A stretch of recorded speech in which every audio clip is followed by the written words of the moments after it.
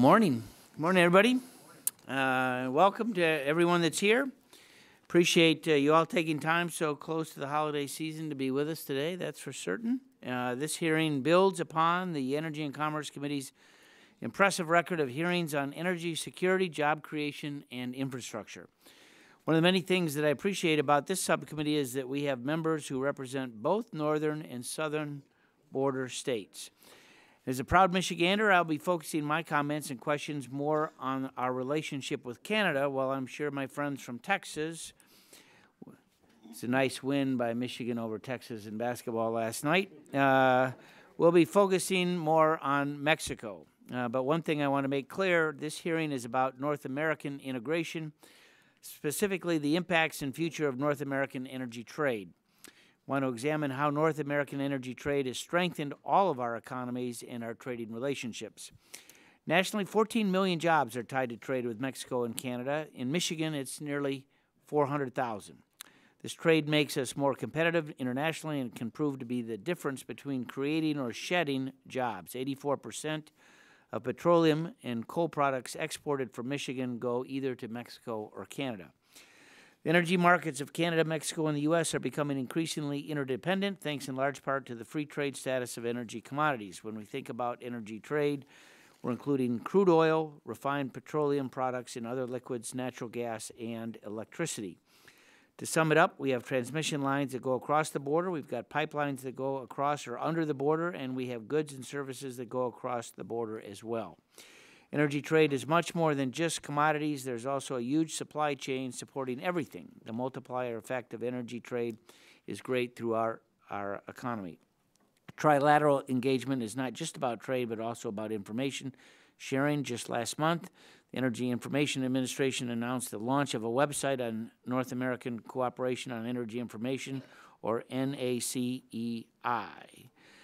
This resource consolidates energy-related data, maps, references from the U.S., Canada, and Mexico. The current areas of focus include comparing, validating, and improving respective energy import and export information, sharing publicly available geospatial information related to energy infrastructure, and exchanging views and information on protection of cross-border energy flows with the harmonization terminology, concepts, and the definitions of energy products. This will allow each country to work together for the benefit of all three countries. The centerpiece of our trade relationship, of course, is NAFTA, which entered into force on January 1st, 1994. On May 18th of this year, the Trump administration sent a 90-day notification to Congress of its intent to begin talks with Canada and Mexico to renegotiate NAFTA. Currently, negotiations are holding intersessional meetings in Washington through mid-December in advance of a sixth round of negotiations, which are scheduled to be held from January 23rd to the 28th in Montreal. My expectation is that today's hearing will provide some context for the NAFTA negotiations. I look forward to hearing the testimony of our witnesses and engaging in conversation about the benefits of a robust North American energy sector. And with that, I yield to the ranking member of the subcommittee, Mr. Rush. I want to thank you, Mr. Chairman, for holding this important hearing on the impact and future of the North American energy trade. Mr. Chairman, I have held several meetings with relevant stakeholders concerned with the Trump administration's ill-advised decision to try and unilaterally change or get rid of existing agreements, existing accords, and treaties. Unfortunately, Mr. Chairman, we've heard the President talk of reneging on a vast array of deals signed by previous administrations on everything from the Iran nuclear deal to the Paris Agreement, up to and including major trade agreements such as NAFTA. Personally, Mr. Chairman, while I did not vote for NAFTA when it came before the House, I do have concerns over the constitutionality of a president single-handedly changing or overturning a trading agreement that was passed by a Congress. Additionally, Mr. Chairman, And as importantly, I also have grave concerns over the global perception of the credibility of the United States when neither our friends or allies nor other foreign powers can depend on the sincerity of the U.S. government.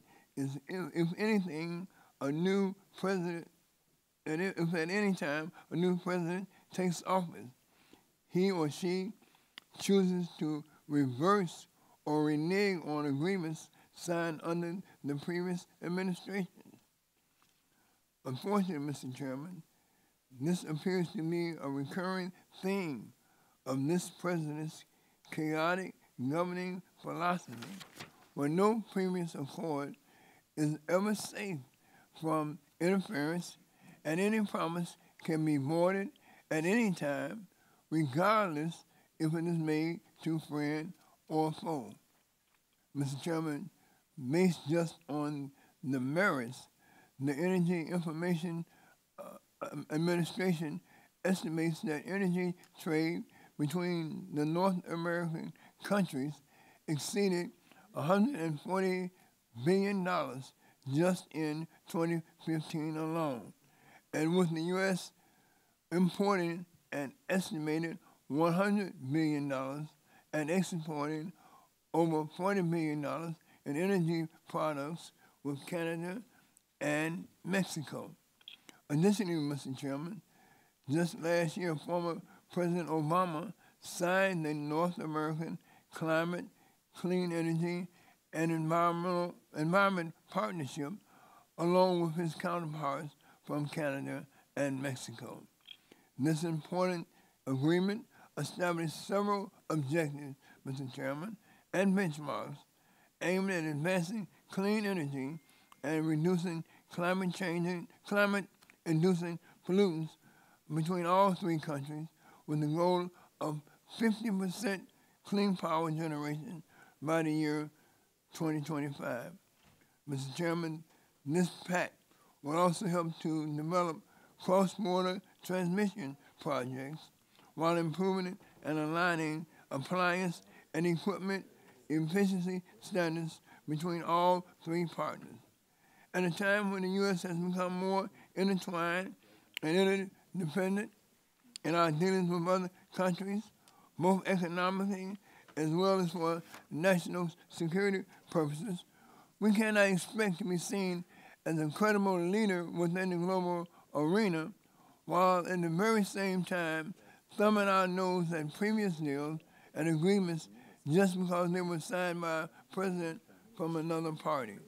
Instead, we must show leadership in Congress to demonstrate to our friends and allies, as well as to our foes and competitors, that the U.S. will honor the deals that we sign and we will not renege on our promises.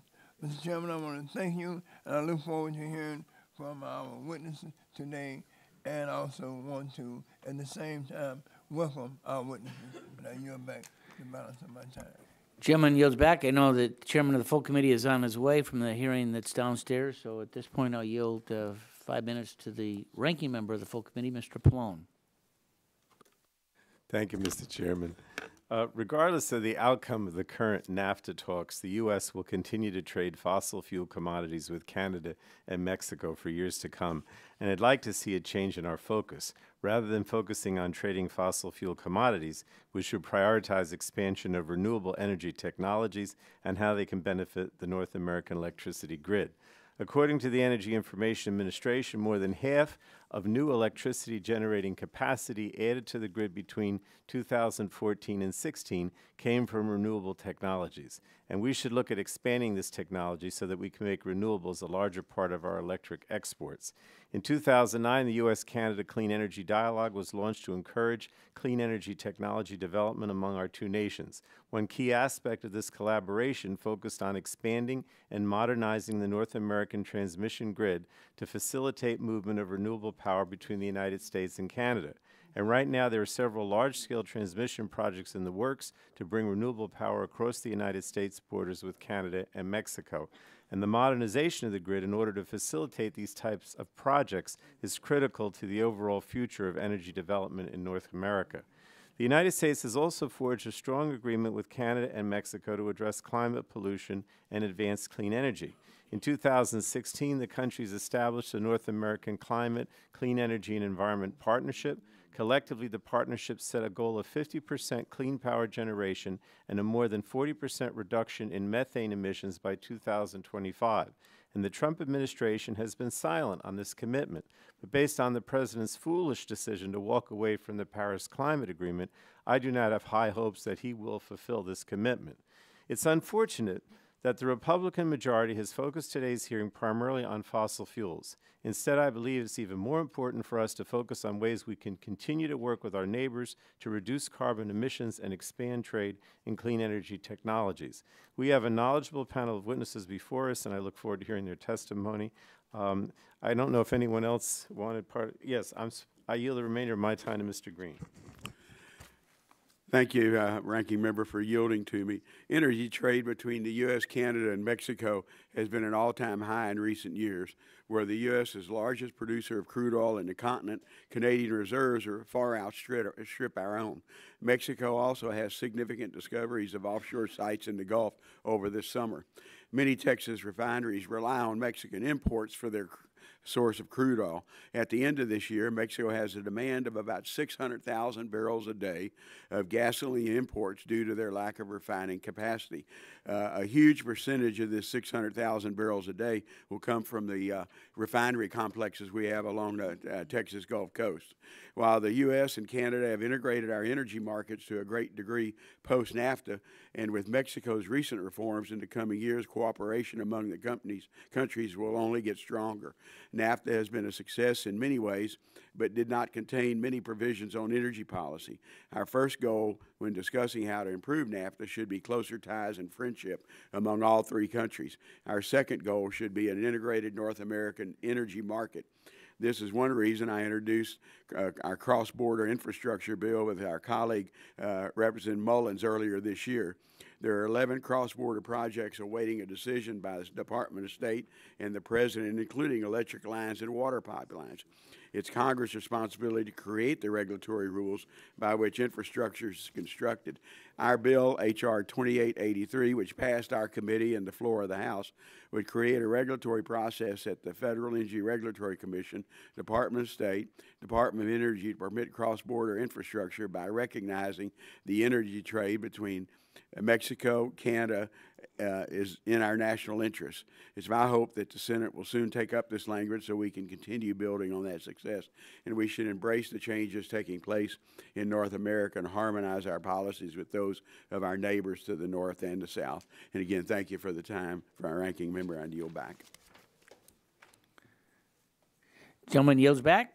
We're ready for the testimony. I want to appreciate our witnesses providing the testimony in advance, be made part of the record. You'll be given each the opportunity to take 5 minutes to summarize that statement, then we'll begin with questions. Our witnesses today, Karen Harbert, President and CEO, Global Energy Institute, U.S. Chamber of Commerce, and a former Undersecretary from the Department of Energy, goes back a long ways. Chet Thompson, President of the American Fuel and Petrochemical Manufacturers. Alan Burchett, Global Head of Strategic Projects on behalf of the National Association of Manufacturers, and Alan Krupnick, Senior Fellow for the Resources for the Future. Ms. Harbert, we'll start with you. Welcome. Nice to see you. Nice to see you. Thank you, Mr. Chairman, and thank you, Ranking Member Rush and all members of the committee. As the Chairman said, I'm Karen Harbert, President and CEO of the U.S. Chamber of Commerce's Global Energy Institute. As many of you have noted, the U.S., Canada, and Mexico have a long history of shared energy trade, but for most of that time, as a global economic leader and a large energy consumer, the U.S. has been purchasing large supplies of oil and natural gas from both nations. Today, the U.S. has the largest hydrocarbon resource base in the world, plus very large nuclear and renewable bases in this country. The speed with which the U.S. has moved from energy scarcity to abundance has been nothing short of breathtaking. The U.S. is fortunate to have two neighboring countries, Canada and Mexico, that are also large energy producers. Canada ranks number 8th globally, and Mexico 24th. Unthinkable 10 years ago today, North America's abundant energy resources are upending the global energy market. Combined production from the U.S., Canada, and Mexico accounts for 19% of all crude oil, 20% of natural gas, and 12% of all coal output. Having a large share of world energy production in North America not only helps our own energy and national security, it also helps global energy security by diversifying supplies, ensuring that a large share of global output occurs in reliable countries.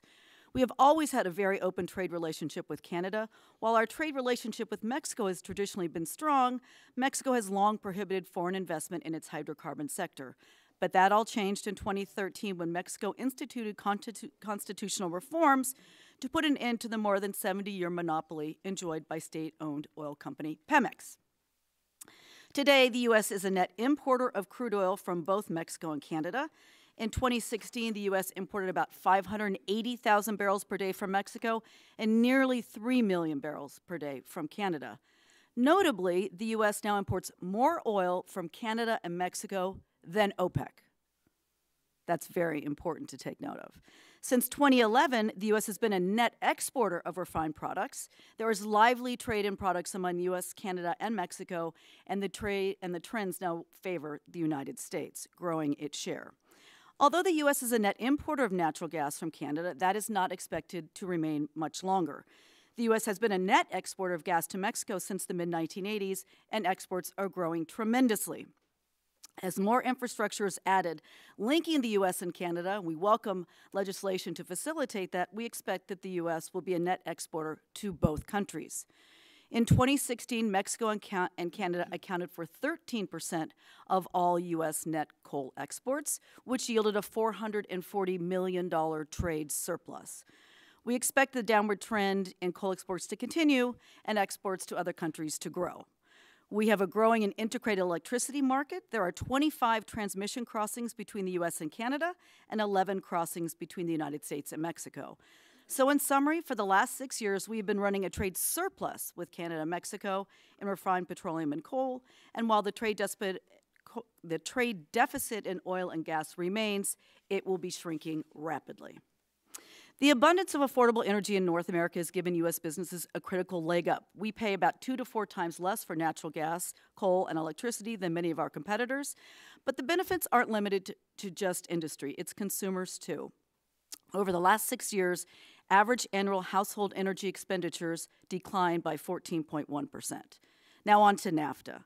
As these trends demonstrate, the U.S. energy economy has nothing to fear from NAFTA and a lot to gain. A modernized NAFTA could sustain advantages for North American industry and advance the market-based integration of our energy sectors. However, we are concerned that withdrawing from NAFTA would impose unacceptably high costs to the U.S. when we are engaged in historic tax reform and regulatory reform to get our economy growing above 3%. We are also worried about attempts to undermine the investor-state dispute settlement protections in NAFTA, which are indispensable to maintaining our growing energy sector and provide neutral arbitration to ensure other countries treat our investors fairly. In short, the robust energy trade amongst the U.S., Canada, and Mexico would be threatened by a withdrawal from NAFTA. Given all of this, it is our strongest recommendation that if NAFTA modernization cannot be reached, that the administration must retain its commitment to the current trade agreement. Today, the story of North American energy is one of increased economic, national, and energy security for all three countries. Thank you very much. Thank you. Mr. Thompson. Good morning, everyone. Thank you, Chairman Upton, Ranking Member Rush, and the rest of the subcommittee members for the opportunity to testify today. My name is Chet Thompson. I'm the president of the American Fuel and Petrochemical Manufacturers. AFPM represents 97% of the nation's refining and petrochemical manufacturing capacity, including 118 refineries, 248 petrochemical facilities, and 33 states. We support more than 3 million jobs and add approximately $600 billion each year to the U.S. economy.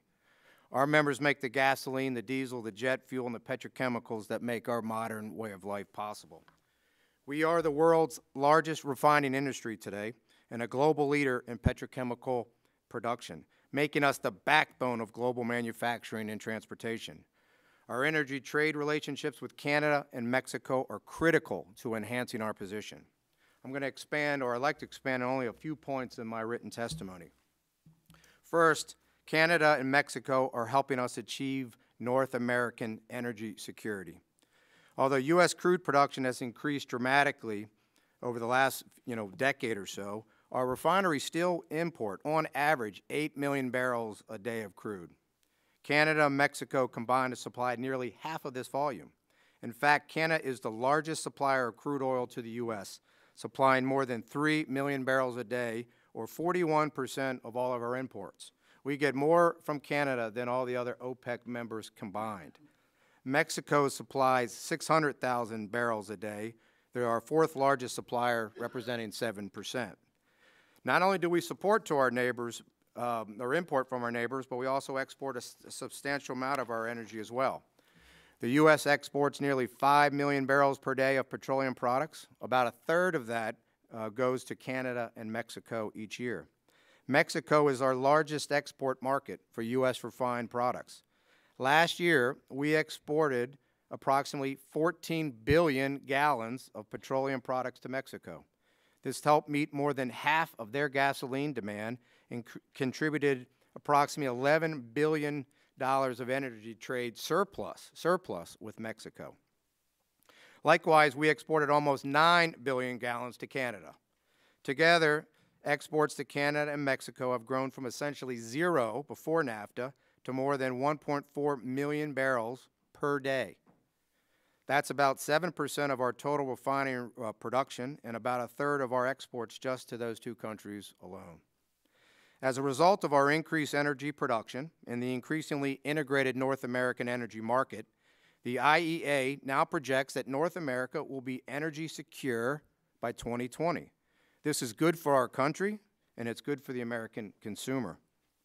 We also export a substantial volume of chemicals to both Mexico and Canada. Trade in all chemicals has more than tripled over the last 2 decades, from approximately $20 billion in 1994 to $63 billion in 2014. My second point, North American trade is growing our economy. Our relationships with Canada and Mexico have made our energy industry strong, and that strength has attracted more investment. Indeed, right now, there's more than $185 billion in the queue for further investments in our refining and petrochemical industries. With that investment comes the need for more employment and a strong workforce. Demand for skilled labor positions is expected to grow by 12% by 2024. We will hire additional skilled labor to work as welders, electricians, pipe fitters, boiler makers, and many other positions. Changes in the global energy market, advances in technology, and legal reforms will provide further opportunities for U.S. companies. For example, the opening of the Mexican energy sector has allowed us to compete and sell our products in Mexico, leading to billions of dollars of investment by U.S. companies. My last point I'd like to make is that AFPM fully supports NAFTA and believes it helps achieve energy security. North American energy security is the result of our plentiful natural resources that we're blessed with, the ingenuity of our energy sector, but also NAFTA. NAFTA has played a very important role in our growth. Thus, we support the continuation of NAFTA, but think the agreement should be modernized. For example, NAFTA's investment protection should be strengthened consistent with other more recent U.S. free trade agreements, or at the very least, investor protections must be maintained. Second, NAFTA should help increase regulatory coordination in cross-border energy infrastructure. Finally, NAFTA customs procedures should be streamlined and modernized to reflect the way that energy and petrochemical trading occurs today across our borders. So again, I appreciate the opportunity to be here and look forward to answering your questions. Thank you. Thank you. Dr. Krupnik, Mr. Chairman. you got to hit that button. There we go. Mr. Chairman, ranking member, and other members of this subcommittee, thank you for inviting me to speak today about energy trade with our Mexican and Canadian neighbors. I come before you as an economist, the senior fellow and leader of a North American energy initiative at Resources for the Future. RFF's mission is to improve environmental, energy, and natural resource decisions through impartial economic research and policy engagement. RFF is non-advocacy and does not take positions on issues, so these opinions are mine. Today, I'm here to advocate for greater harmonization and integration of energy markets and economic and environmental policies across the three countries. And I'm very happy to hear the words today, harmonization and integration across the aisle at this hearing from the members. That's great. So with appropriate policies and agreements with our neighbors, North America can be the world's energy powerhouse. Free trade in energy and electricity promises greater economic prosperity, a cleaner environment, and greater energy security in all three countries. These countries have been moving towards harmonization in these sectors for years now. On the economic front, the Mexican energy reforms opened up oil and gas leasing and exploitation to U.S. companies. The reforms also expanded markets for our pipelines, generation technology, and natural gas. Mexico continues to greatly increase natural gas imports from the U.S. to replace oil-fired generation.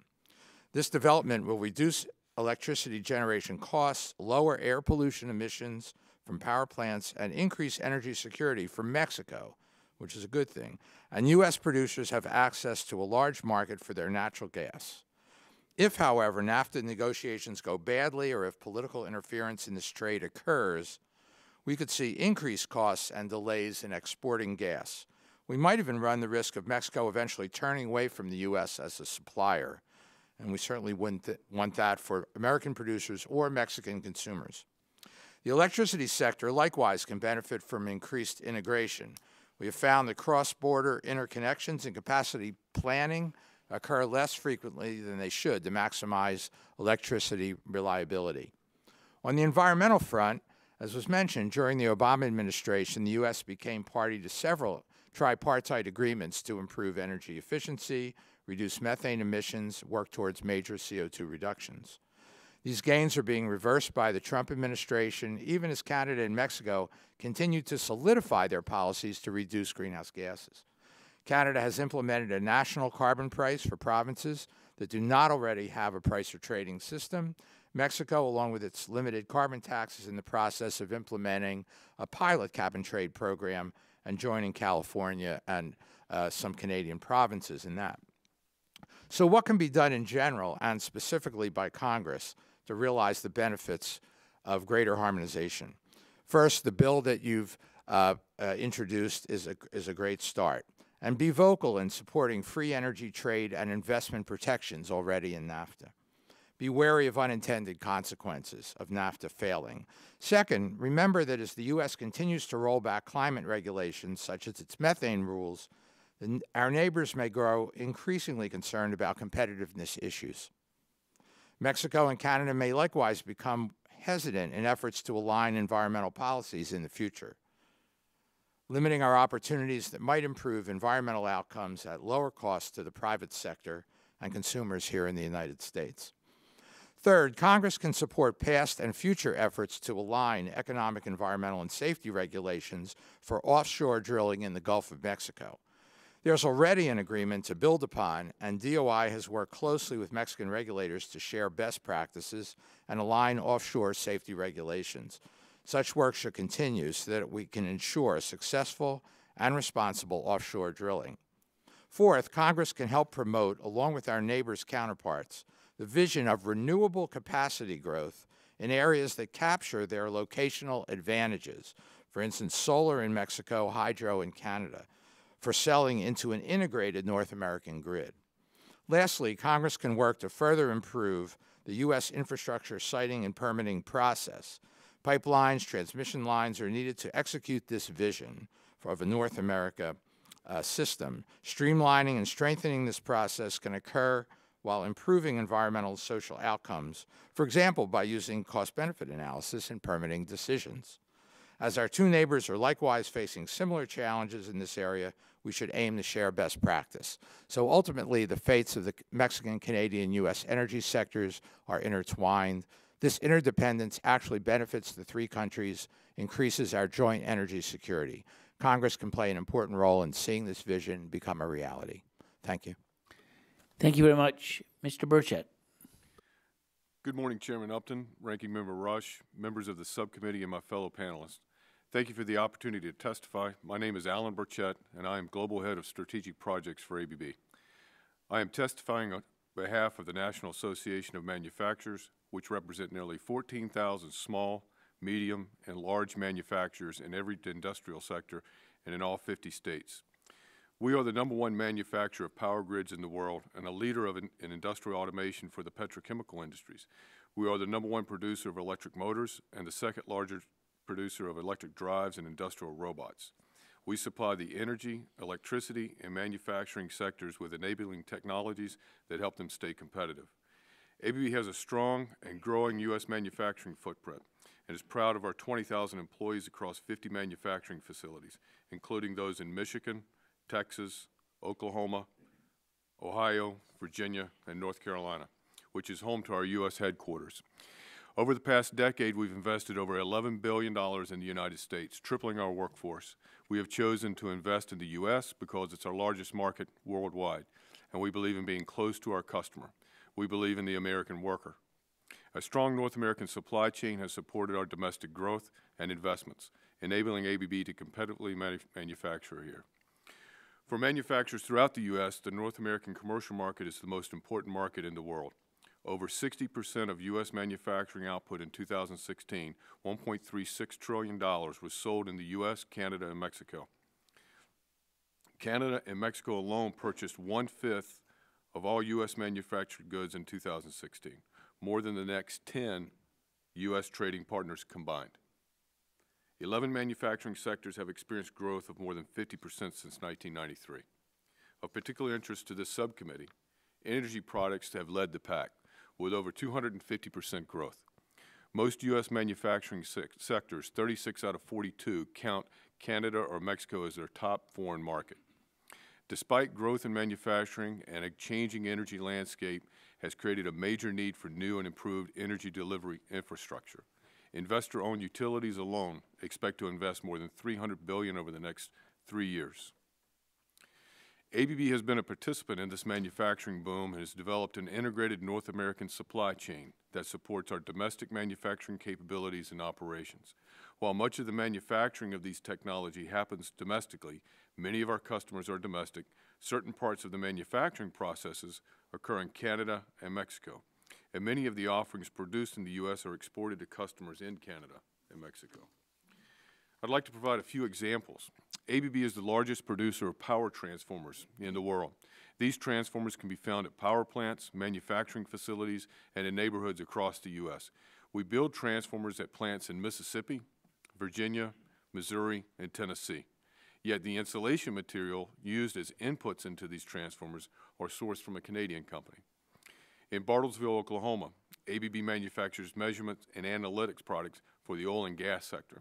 Our factory imports metal housings from a supplier in Mexico and electronic circuit boards from an ABB plant in Canada, which are both then incorporated into the final products manufactured in Oklahoma. Many of our U.S. factories also export to Canada and Mexico. For example, 50% of high-voltage surge arresters manufactured in Mount Pleasant, Pennsylvania, are sold to Mexico and Canada. ABB's Sugar Land, Texas facility supplies electric infrastructure control systems to Mexico's electric grid operator and Canadian power generation. Restrictions on trade or new barriers between the U.S., Canada, and Mexico, including on data transfer and digital solutions, would put up barriers to large markets in Canada and Mexico and could put upward price pressure on U.S. manufactured goods to all of our North American customers, potentially making U.S.-made products less competitive and adversely affecting our domestic factories.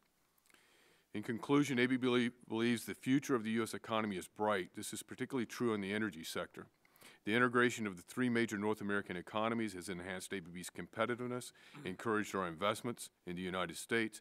Building on the North American Free Trade Agreement's legacy of economic growth and job creation, we can set the stage for further gains in these areas by modernizing the agreement in ways that eliminate remaining distortions and barriers, raise standards, strengthen neutral enforcement mechanisms, and remove unnecessary red tape at the border. Thank you for the opportunity to testify before the subcommittee today. I look forward to answering your questions. Well, thank you. Thank you all for participating, and at this point we'll start our questions. I have to say at the onset that boy, if there's anything that our constituents understand, it's gas prices. And, you know, back in 2008, the average gas at the pump was $3.84 a gallon. Today, this last weekend, I saw it for $2.24.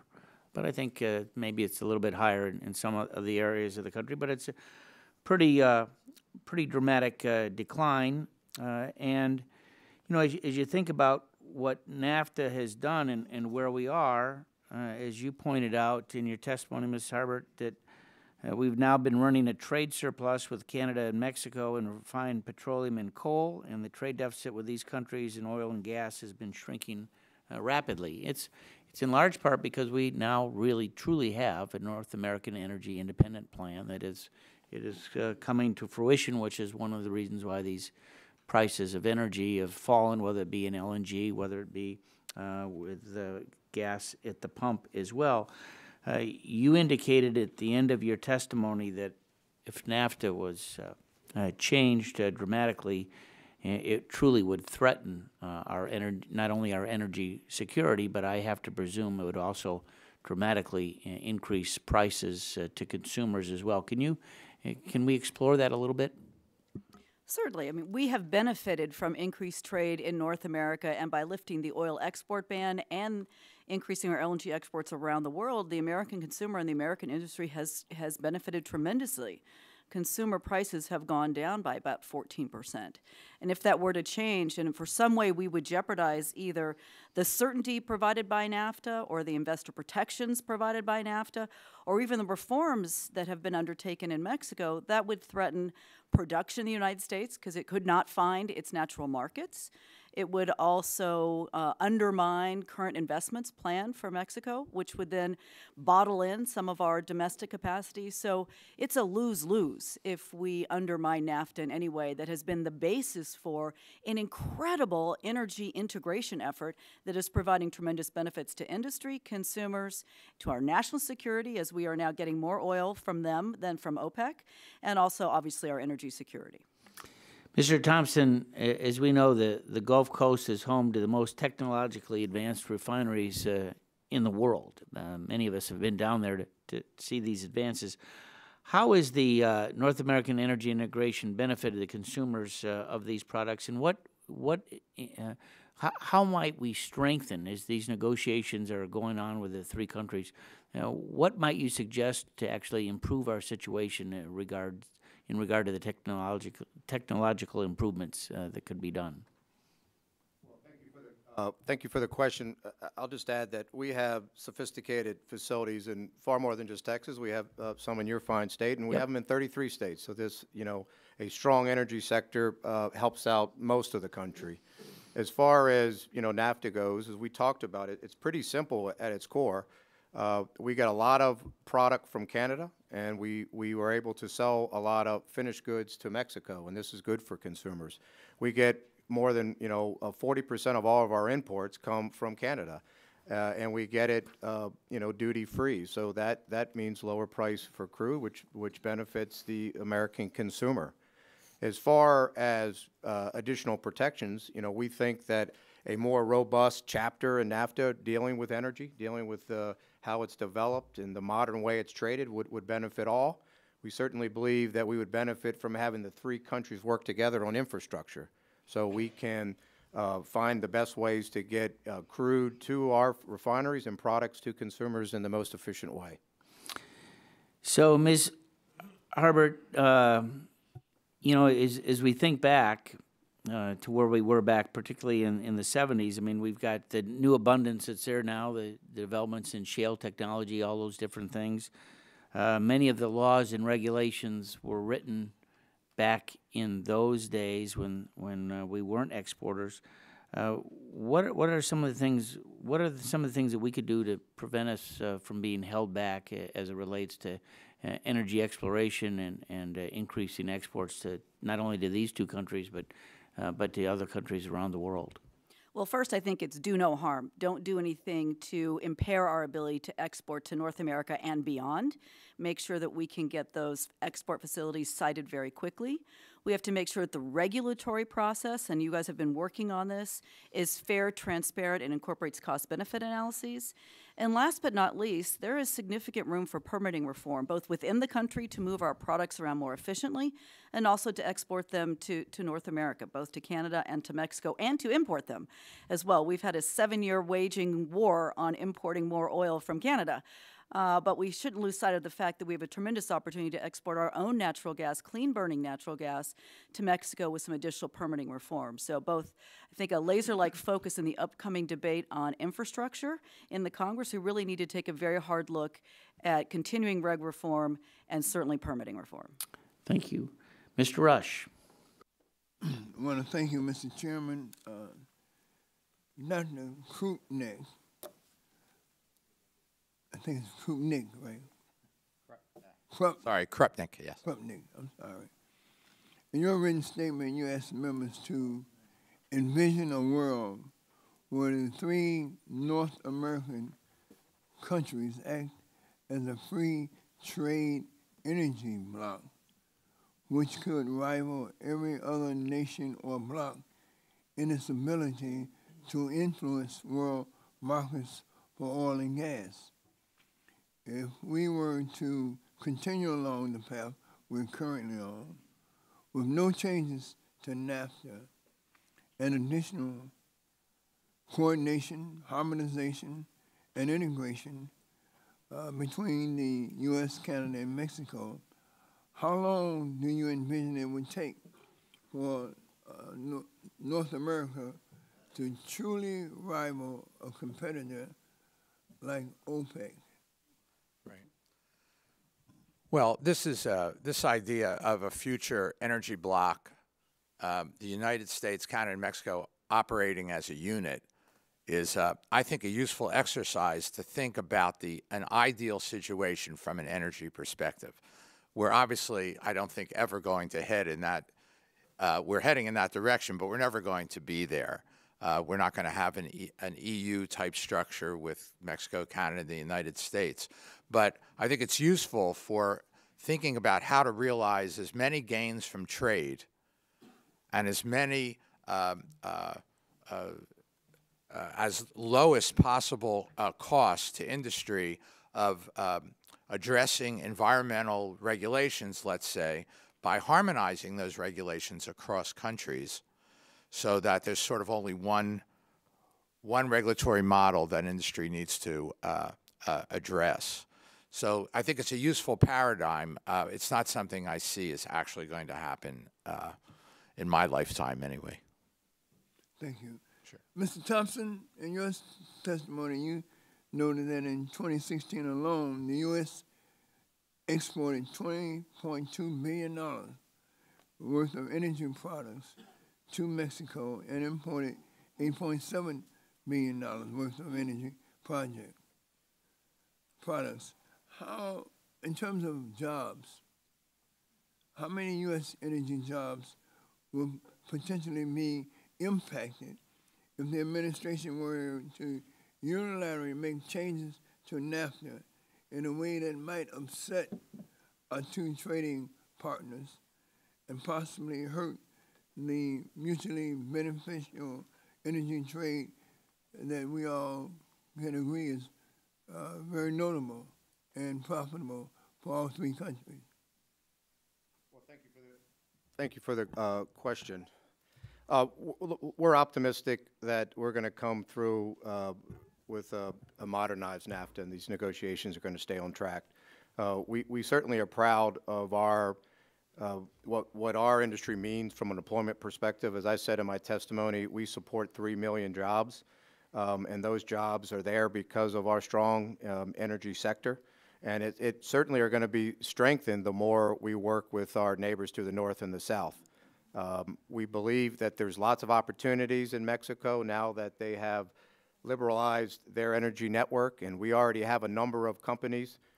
We have Andeavor and Valero and ExxonMobil have entered the market, the downstream market in Mexico for the first time in many, many decades. We are supplying over half of their gasoline needs, and that's going to continue to grow. And as that grows, it's going to strengthen our need for employment.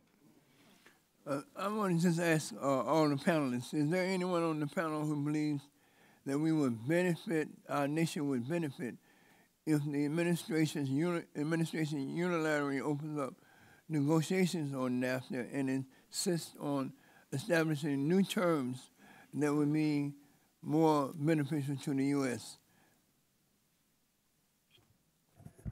Well, to be clear, we certainly believe that NAFTA would benefit by being modernized. So we do think if modernized, it could benefit the energy industries we talked about. We believe that there could be a more robust chapter on energy in NAFTA.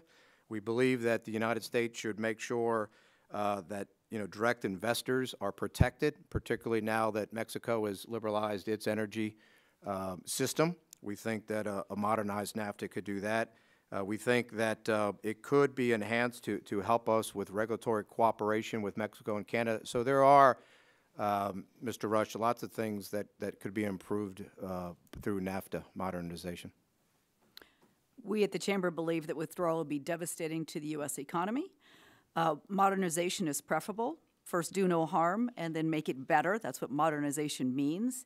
And that includes, from American business perspective, making sure that we have those investment protections in place that ensure that we have an ability to adjudicate our disputes fairly. So we need to stay in this game. I think we've all laid out, all the panelists have laid out the stakes. They're high, and we need to find a way to get to yes. Thank you.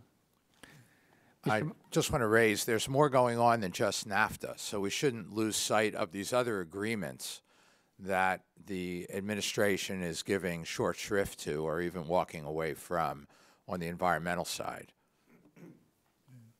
And from a North American manufacturers and an ABB point of view, we support modernizing the agreement. Mr. Chairman, are you back? Thank you. Mr. Barton. Thank you, Mr. Chairman and Ranking Member Rush, for holding this hearing. Before I ask my questions, I want to thank Karen Harbert for her help in passing the repeal of the ban on crude oil exports. You and the Chamber were big helps in that, and we've exported as much as 2 million barrels a day in the last year, and I think we're about 1.5 million barrels a day now. So thank you and your organization for that. I want to ask a little bit different question than Mr. Rush did, but it's basically the same thing. From reading your testimony and listening, my impression is that all of your organizations support staying in NAFTA in some way. Is that true? Is there anybody that advocates getting out of the NAFTA treaty? Everybody's shaking their head, so we'll say that that's a no. I'll ask Mr. Thompson,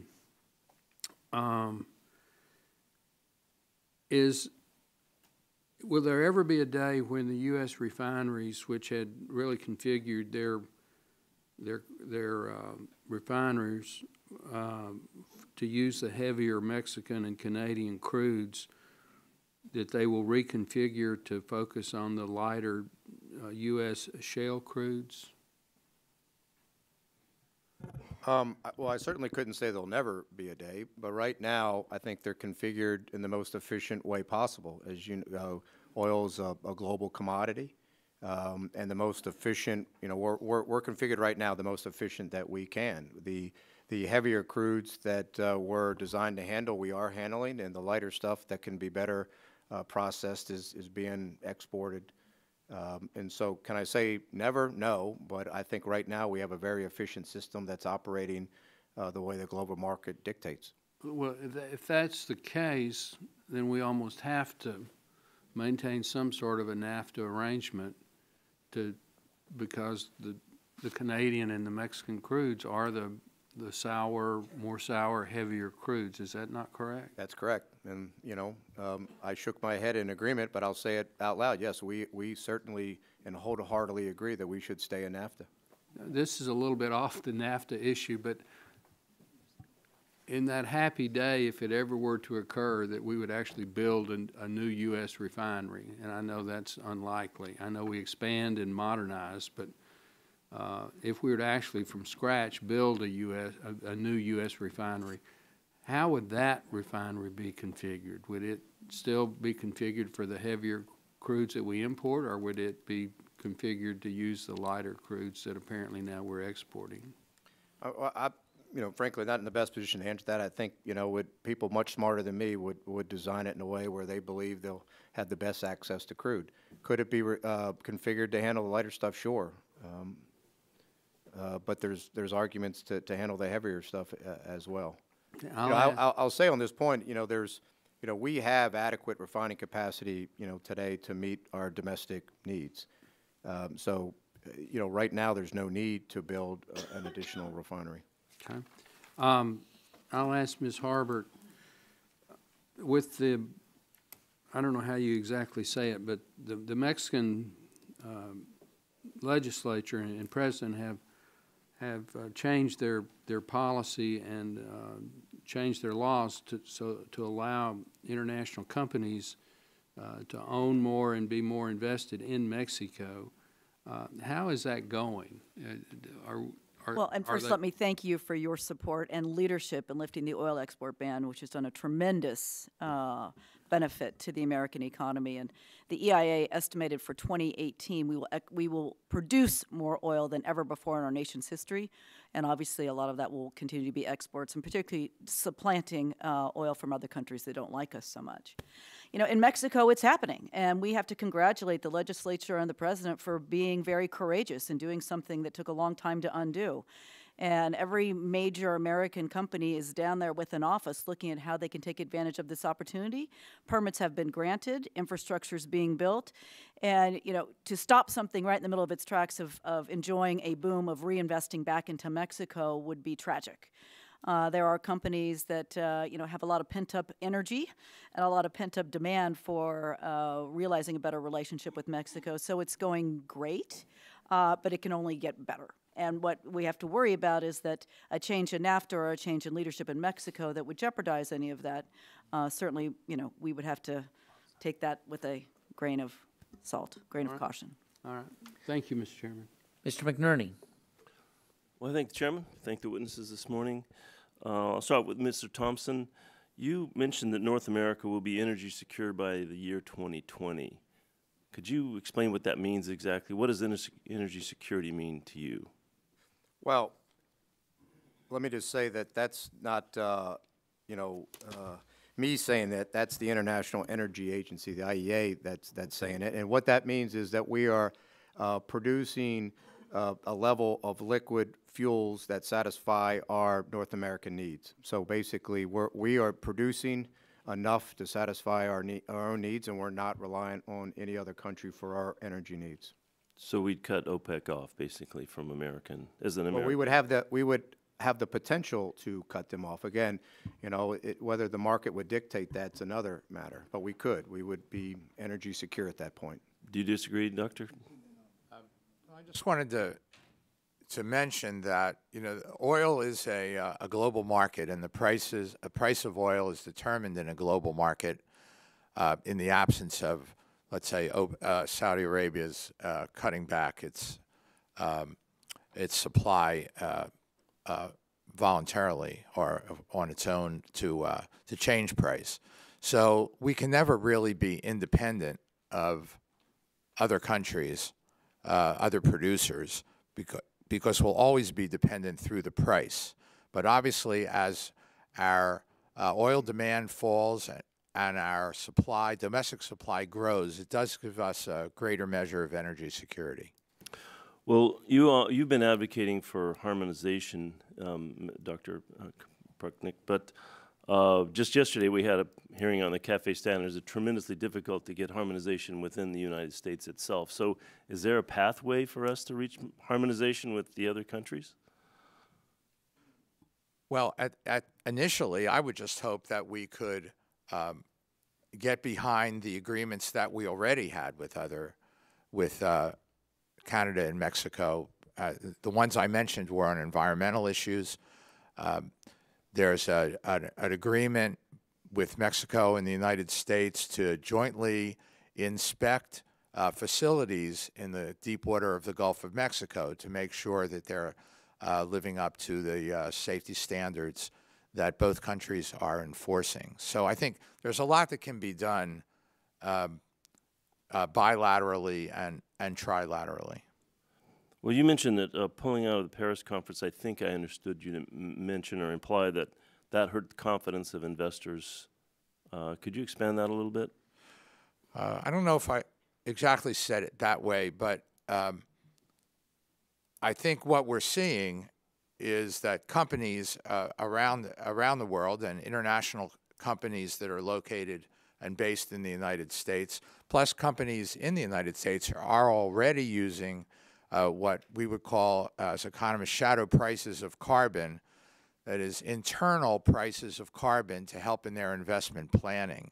So whether we pull out of the Paris Accords or not, companies can't afford not to bet on a future without climate legislation in the United States. So they have to take the long view with investments, let's say, in pipelines lasting 40 years. They've got to take the long view in their investment decisions about what's going to happen to climate policy in the future in the U.S. and around the world. And they're doing that irrespective of whether we're currently in the Paris Accords or not. One last question. You said that Congress could help promote renewable capacity using local resources. Could you expand on that a little bit as well? Yeah, so I'm not in Congress. I don't know the levers that you all have to use. Some of it is just moral suasion. Some of it is, as I'm sure, is passing bills. But Mexico is is blessed with very good solar energy, and Canada has a lot of unexploited hydroelectric energy. So the United States could benefit, and Mexico and Canada could benefit by taking advantage of these locational advantages that these countries have to have our electricity be cheaper for American consumers. And these can be cost competitive with traditional fuels. Well, they can be, certainly in the hydro front, they can be, and potentially in Mexico, kind of better than having solar in Mexico than having solar in New England. Thank you. Mr. Chairman, I yield back. Mr. Olson.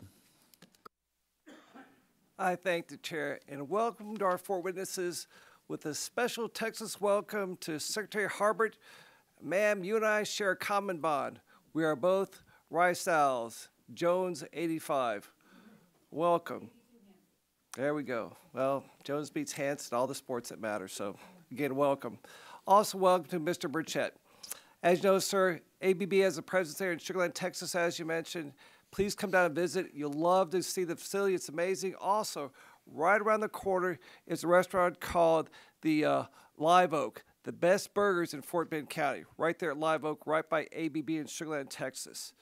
And this is no news, but North American energy trade is vital to the world's economy. Heavier crude from Canada is a critical part of the American refining space. We all know that the Eagle Ford Shale does not stop at the Rio Grande waiting for a visa to cross. And we know that as Mexico improves its energy sector, our ties with our neighbor will only grow stronger. And make no mistake, we're on the verge of replacing OPEC with a de facto NAPEC, North American petroleum exporting countries. And of course, my home state of Texas ties to Mexico are also important for electricity. They have been invaluable to ERCOT in our electricity market. For example, in August of 2011, my state was hit with a statewide heat wave, over 100 degrees on every square inch of our state for the entire month of August. That put us in a situation of some rolling blackouts. Mexico sent power across the river to help us out. Over 200,000 homes were powered by electricity from Mexico. It's an important relationship for Texas and America to have. My first question is for you, Mr. Burchett. In your written testimony, you talked about how one electric transformer comes together from sites all across North America. And that's a great example of how trade works in energy. Can you discuss how trade deals like NAFTA make that possible, and what would happen if the global supply chain, if it spikes with tariffs? Thank you, Congressman Olson. And by the way, my office is in Houston, Texas, so I do get to Sugar Land quite often. So, remember the Live Oak. Live Oak. Got it. So ABB is we're a multinational, multi-billion dollar company, and we make investments all the time. What drives those investments is consistency, stability, low trade barriers, and so when we think of NAFTA, that helps drive those types of investment because we have the consistency and the stability that's provided there. Okay, Ms. Harbert, question for you in the U.S. Chamber of Commerce. You were pretty clear in your testimony that our chamber never, ever wants to see America walk away from NAFTA. And our local five-star Chamber of Commerce in Sugar Land, the Fort Bend Chamber of Commerce, led by Carrie Schmidt, repeats that message to me every single time we meet at home. With that said, are there items that could be included in negotiations which would hamstring the agreement, even if we stayed part of it? To put it here in D.C. terms, is there a poison pill that's possible that looks benign that can bring the whole structure down? Well, and thank you for your kind comments, and I'll try and get the Hanson Athletics to step it up a little bit. No beer bike. I'm glad to see that the echo chamber is working because the business community is united in its support of NAFTA, modernization, not withdrawal, and protection of those parts of NAFTA that are very important to the business community, specifically the investor protections that are in there. If those were taken out, I think American industry would have a very, very large problem in agreeing with the future terms of NAFTA. There are lots of things that could be done to improve it, but that would be one that would be very difficult. And if we were to then see that go away and then we would have steep tariffs, you can know what would happen to the American consumer here. So we have our eyes laser-like focused on the investor protections to make sure they are included. Well, thanks. About our time. And Mr. Chairman, again, welcome the witnesses. Merry Christmas. I yield back the balance of my time. Mr. Peters. Thank you, Mr. Chairman. Thanks to the witnesses for being here. Ms. Harbert, we saw each other last time was probably 80 degrees where we were, not that way today. Thanks for being here. Just a couple observations. First of all, there's a lot to like about energy abundance for consumers, for manufacturing, and it's also, even if our friends to the north and the south, Mexico and Canada, even if we don't act like OPEC, it's still advantageous to have friendly countries to trade with for energy. Another observation is this really has been about petroleum and hydrocarbons, not all energy trade. We haven't talked about next generation nuclear or renewables. That's also part of the discussion. But just focused on what we've covered here, it does strike me as, with all this abundance, an odd time to be opening up Alaska to offshore drilling. I don't see the need for that. A tax is part of a tax bill, that didn't even ever discuss the $2 billion of subsidy we provide at a time of all this abundance. And then at the same time, we're talking about depleting the Strategic Petroleum Reserve at prices that almost couldn't be lower. It doesn't seem like it's very smart. I observe that as part of the context. And Ms. Harbert, I'm with you on regulatory reform and permitting reform. Actually, in my previous life, I represented a lot of clients who tried to get through government processes that could be very, very frustrating.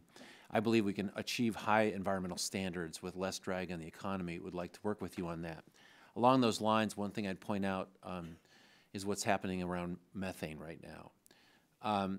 I think I saw today that the American Petroleum Institute, and this is great news, started its own business partnership to deal with reducing VOCs and methane. They are probably observing what I'm observing is that these rules are becoming politicized. And that's bad for business, because what's going to happen is you could get this back and forth. If the president wants to undo everything because it's got Obama's name on it, that's not good for business either. So I congratulate the American Petroleum Institute. I know the Chamber's interested in certainty. We can have good methane rules that protect us in the environment and are certain for business. I'd like to work with you on that. And I'm with you on NAFTA. For me in San Diego, one of the most important parts of our economy is our trade with Mexico. Our relationship with Mexico is very important to us. I'm a supporter of President Obama's TPP negotiations. Again, the business community seems united behind this. I can't speak for all the Democrats here, but I understand the need for dispute resolution that's free from some of the hometowning, particularly in developing nations. I think that makes a lot of sense. Maybe we should just rename it the Trump-Pacific Partnership and be on with it. Maybe get a vote on it that way. But what I did want to just say, because a lot of this has been covered, I heard mostly discussion in terms of modernizing about leaving it the same, making sure that we preserve dispute resolution, make sure that we do no harm. I just wanted to give you an opportunity. I think we've been asked this before. Are there any specific changes you'd like to see in terms of modernization that we should be asking for? And Mr. Burchett, I'll start with you. Thank you, Congressman. There are more experts than I on NAFTA agreement. I know in my career, I remember when it started and I was doing business in Mexico, it's been 23 years. So I would defer to the experts on NAFTA for the modernization, but it just seems to me that given the changes that's happened in the 23 years, given the shale gas revolution, given the high-tech things that we do now, like the refineries that were mentioned by Congressman Upton, which is ABB technology, and given the level of trade that I see with our 50 manufacturing plants and a nice footprint in Canada also of manufacturing and a nice footprint in Mexico, it seems time to modernize. Yep. Anything? I have a couple of very specific things that a new NAFTA would ensure that the cross-border trade of crude oil, natural gas, and refined product wouldn't be subject to any quantitative measures or tariffs. Secondly, that we could more safely or more quickly develop safe cross-border interconnections of electricity and hydrocarbons.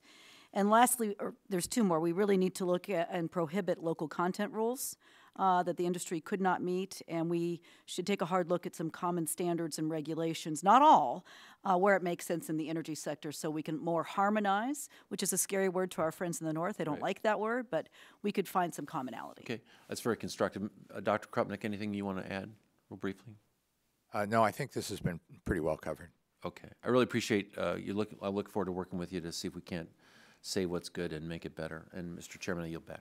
Mr. Shimkus. Thank you, Mr. Chairman. I appreciate my colleague from California's questions. I've got just a picture should go up on the screen, and I was trying to find another one, but really that just gives you, either pipelines, crude oil crossings, and sometimes they don't show going into Mexico, but there's a little, like a dot where the crossing location is for crude, for refined product, for hydrocarbon gas liquids, for natural gas, and for electric transmission. So I think where we struggle with is those of us who've been on the committee, which is one of the reasons why I love the committees, we're interconnected.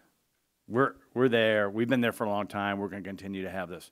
So why I think the hearing is important is, and Ms. Abe, you just raised some of the issues of the concerns that if there's a pullout of NAFTA, what damage do you do to that interconnected North American grid or North American crude oil or refined product lines? Anyone want to mention that real quick? Well, looking at your map, if you can imagine in a world without NAFTA, anything that would be coming into the, for example, to Texas, if electricity, or if there was going to be a toll or a tariff put on there, that we would have higher prices than we actually, charge in America, that would be a huge disincentive for our energy security, because we depend on this, as you well pointed out. And if we change that economic equation, that's going to raise prices here at home, and we're going to have to search for other suppliers. And right now there's uncertainty because of conflicting messages out. So I'm from Southern Illinois. We're pork and beans and corn. NAFTA is very, very important for my commodity-based products.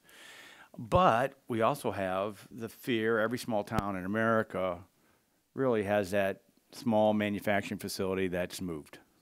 So that's the conflict of NAFTA for members. In fact, not to point out ABB, but they announced the closure of the St. Louis plant, a transformer manufacturer. I don't know where it's going, but I do know I drive by it every day when I go to the airport. So that's the struggle with how do you renegotiate while keeping the benefits of that, or for my corn to be sold, where you're ensuring that our manufacturing sector is equally treated, because we can't negotiate wages, we can't negotiate environmental standards. Well, maybe some people think we can, but historically, those are things left to the individual country to be able to do. Anyone want to comment on that? Those challenges? I could say something about the map, and one thing that's not on the map. So there are a number of pipeline, there's a lot of plans to grow the number of pipelines coming into Mexico to meet that rising natural gas demand. So those could be put in jeopardy. And then in the Gulf of Mexico, the lease sale 1, round 1 was completed, 2 is almost completed. 3 is supposedly going to get into deep water, and that could be held up. Right. So it could put us and of course indirectly the Mexicans at risk as well.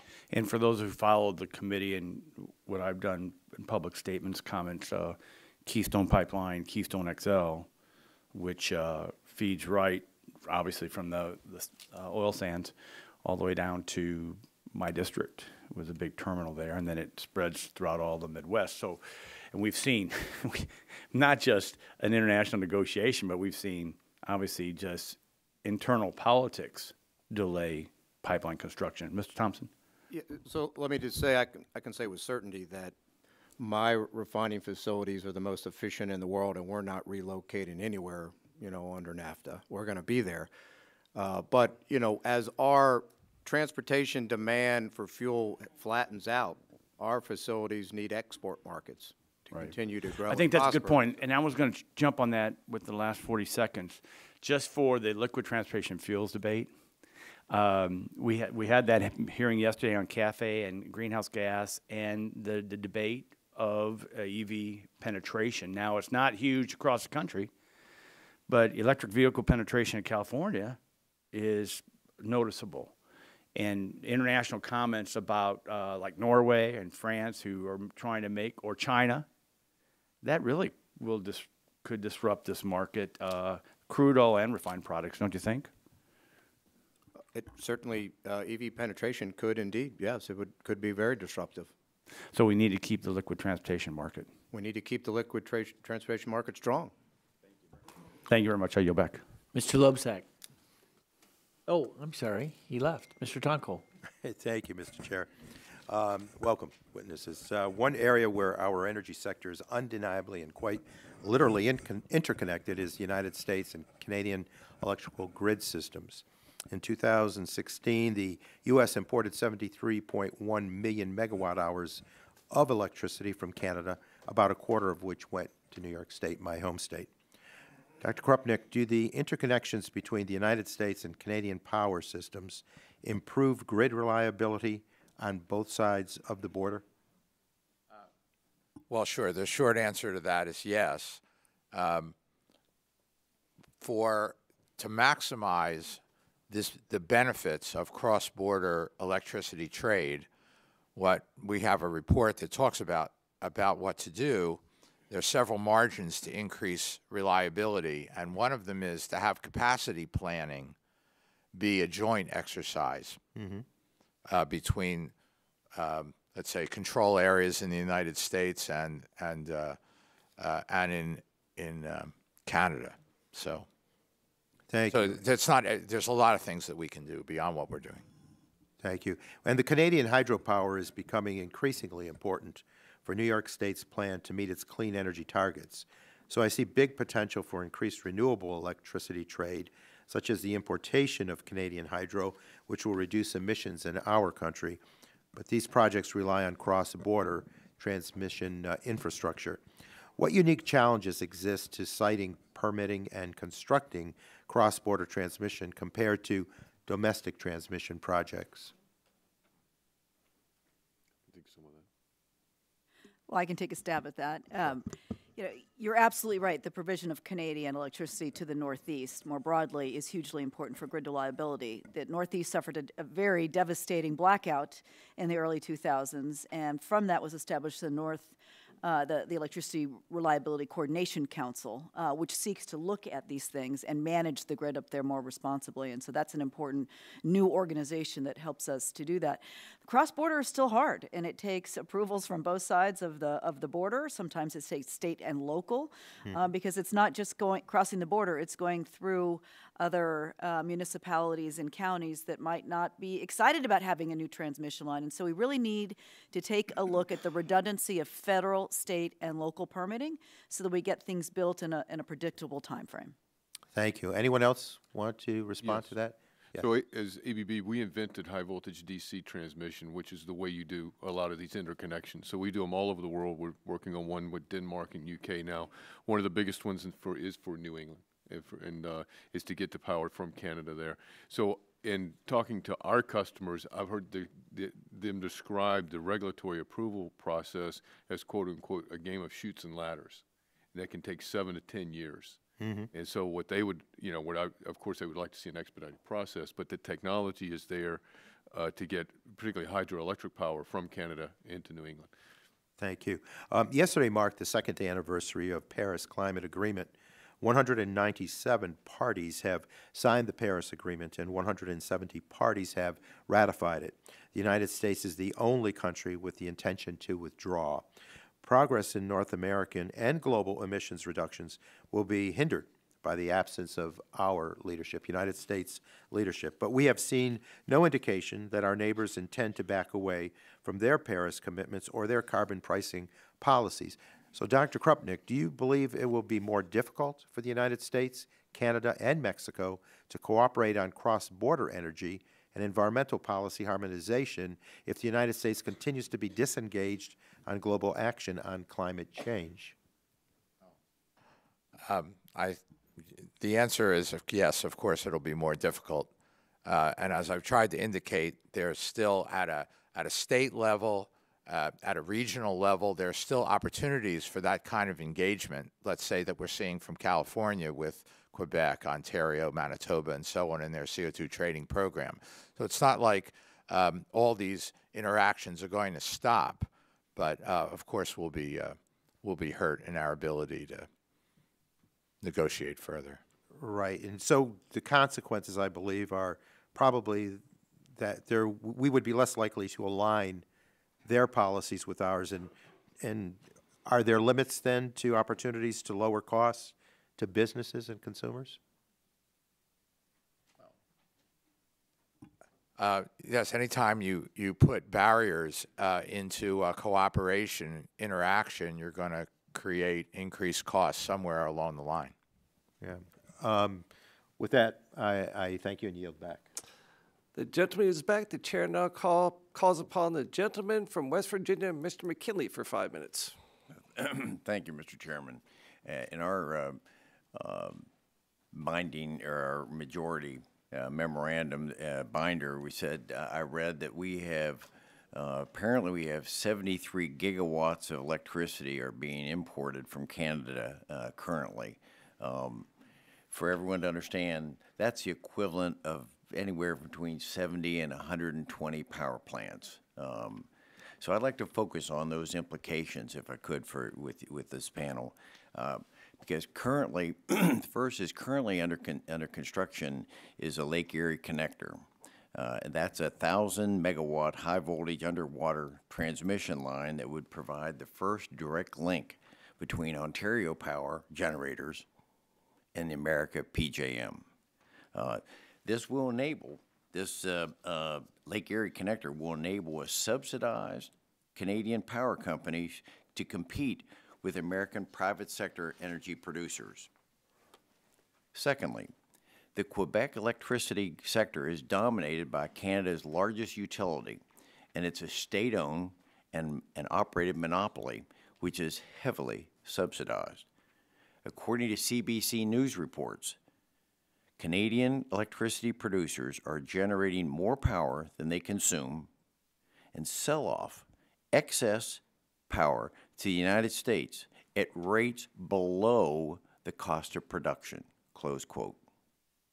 Now, this unfair competition may result in lower utility bills for us in America, But this outsourcing of our electric generation costs American jobs and lost state and local tax revenue. Therefore, I'm concerned that the U.S. markets are becoming the dumping ground for Canadian state-subsidized electricity, much like we become the dumping ground for cheap subsidized steel from China. So my concerns: if the Canadian government subsidizes electric exports to the United States, the government dumps electricity at a below rate, and it results in lost jobs and state revenue. So my question, perhaps it's to you, Ms. Harbert, should the new NAFTA negotiations, and I would encourage those negotiations to take place, address this unfair market distortion? Sure, and one thing to point out, when we negotiated NAFTA the first time around, energy wasn't even part of the equation. We didn't know how much we had, Canada had, Mexico had. We didn't anticipate the fully integrated energy economy we have today. So, you know, as we proceed in the fifth and sixth and hopefully conclusion of this, there are issues like that that should be discussed. But at the same time, we also have to realize that in the Pacific Northwest of our country, we are exporting a tremendous amount of hydropower up into Canada. And some of those are from government-owned facilities as well. Back to the, you know, the TVA days and all of that. So, you know, it's something that should be looked at. That is not particularly my exact area of expertise, but I think it should be talked about. But it probably flows on both sides of the border that we would have to consider that, the equation. Anyone else on the panel have comments about the subsidizing? Sure. I think subsidies to renewables, subsidies to fossil fuels, anywhere you see subsidies, there's a case for eliminating them. All that I think is important is that if we're eliminating subsidies on one type of fuel, we should eliminate them on others as well. And so if Canada is subsidizing their hydro, then that's an issue that should be taken up. Thompson, anything, any comments? Well, this is certainly out of, you know, my area of expertise, but I will say that speaks more broadly to the reasons that we need a separate, more complex title, NAFTA, dealing with the energy issues. As Karen said, we need to, at the time NAFTA, when it was originally developed, these issues weren't in front of us, and we need to, because... Okay, because according to these same reports, they're saying that we're ultimately going to be a net importer of electricity at the PJM from Canada. So I'm interested to know whether or not something like this in the NAFTA agreement should allow for some kind of cost recovery or tariff, if I use that, the T word. Any thoughts?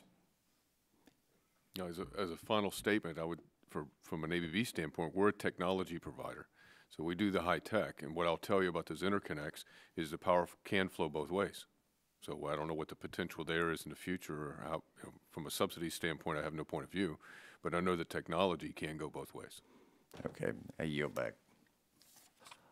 The gentleman is back. The chair now calls upon the gentleman from the same home state as our chairman who wants me to say publicly, I recognize that Michigan beat Texas in basketball yesterday, 57-52. Mr. Wahlberg, you have 5 minutes. With that kind introduction, Mr. Chairman, I won't add anything to it. Great basketball game, though. Thank you. Ms. Harbert, thank you for being here, and thanks to each of the panel members for being here. Many people think energy and they think oil and gas. What other industries benefit from North American energy trade? Well, I like to say that every one of our 50 states is in the energy business. You may not be producing it, but you're in the supply chain, and obviously we're all consumers. So with a more integrated North American energy market, all of our consumers, our families are benefiting, our industries are profiting, or not profiting, but are benefiting from lower prices. And let's not forget that industries have moved back to America. The fertilizer industry is back, helping your pork and beans and et cetera and corn. The petrochemical industry is back in the Gulf that used to be in the Middle East.